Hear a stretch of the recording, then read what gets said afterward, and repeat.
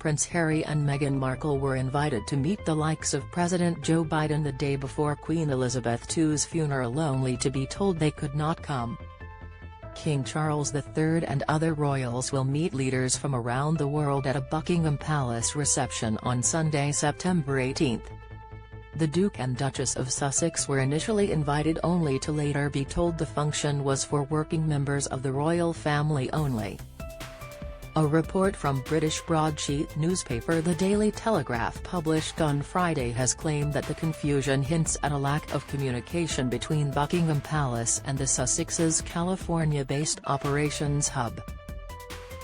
This report will add pressure to an already tense feeling in royal circles.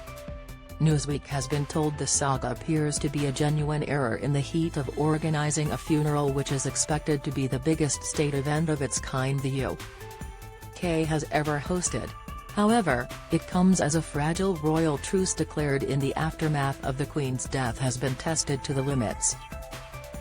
A new era of royal unity, in public at least, descended the day after Elizabeth passed, as rifts and divisions within the royal family were put to one side so the focus could turn to Britain's longest-reigning monarch and her legacy. However, the days surrounding Elizabeth's death have not been without tension, with King Charles III forced into the first U-turn of his own reign over whether or not Prince Harry would be afforded an opportunity to wear a military uniform. Disgraced Prince Andrew, also not a working royal, wore his at a vigil alongside the Queen's other children on Friday evening, September 16, at Westminster Hall, where she has been lying in state. Initially, Harry was not afforded a chance to wear his uniform despite his 2 tours on the front line in Afghanistan. This was owing to the prince's losing of his military patronages when he officially stepped down as a working member of the royal family following a 1-year grace period in 2021. As speculation regarding his dress for the state events mounted, a spokesperson for Harry made an announcement expressing a wish that focus center on the life and legacy of the Queen. Prince Harry, the Duke of Sussex, will wear a mourning suit throughout events honoring his grandmother, it read. His decade of military service is not determined by the uniform he wears, and we respectfully ask that focus remain on the life and legacy of Her Majesty Queen Elizabeth II. Charles climbed down, however, and in the morning on Friday the palace confirmed Harry would be allowed to wear uniform to a separate vigil for grandchildren of the monarch on Saturday, September 17. It all comes after Harry was, on the day the Queen died, expected to arrange his own travel to Scotland, while Prince William, Andrew, Prince Edward, and Sophie, Countess of Wessex, all travelled together on an earlier flight. The palace then announced the Queen's death while Harry's plane was still in the air and minutes from landing in Aberdeen, on Thursday, September 8. The following day, the royals appeared to begin a campaign to welcome Harry and Meghan back into the fold, with Charles speaking of his love for the couple in his first broadcast as king.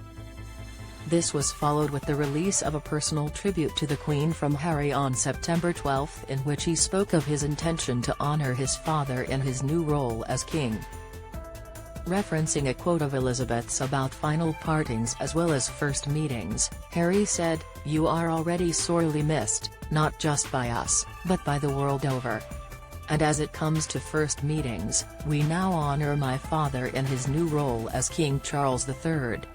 2 days before the release of the tribute, the Sussexes joined Prince William and Kate Middleton for a walkabout in Windsor on Saturday, September 9. A spokesperson for the Prince and Princess previously confirmed to Newsweek that William had reached out to Harry about joining them. The couple then joined a procession behind Elizabeth's coffin on Wednesday, September 14, followed by a vigil.